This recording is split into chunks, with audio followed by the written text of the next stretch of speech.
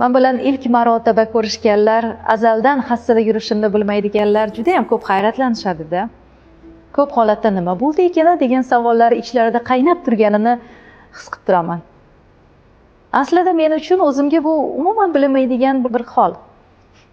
Odamlar nazdida bu bir tashvish yoki baxtsizlikdir. Lekin men buni aslo bu darajada qabul qilmayman. Bu holatimni yaratgan mehri deb bilaman. Shuncha bandalari orasida menga beribdimi shu dardni, demak, bu uni mehridan dalolatdir. Sababi mendan olgan bo'lsa, birgina oyog'imni oldi xolos-ku.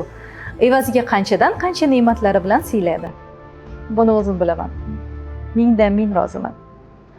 Allohimga hamdlar bo'lsin. Shukrimni poyoni yo'q, alhamdulillah. Aytmoqchi bo'lganim, ko'p odamlar jabrdiyda holatida, ya'ni o'zlariga rahm qilib yashashni odat qilib olishyapti. Faqat kamchiliklari haqida gapirishadi. Bu achinarli holat. Shu o'rinda sog'lom jasadda bo'lib, ikki oyoqda to'rt muchasi omon yurgan, ammo doim muammolari haqida shikoyat qiladiganlarga bir narsani ta'kidlamoqchiman. Omonsiz-ku. Hazrat Rumiyni bir fikri bor. Gilamni nega qoqadilar? Gilamni nima uchun kaltaklaydilar?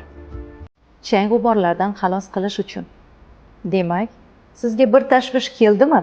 Rumiy bobomiz aytganiday, sizni g'uborlardan tozalash uchun berilgan sinov deb qabul qiling. Shikoyat emas, shukr qiling.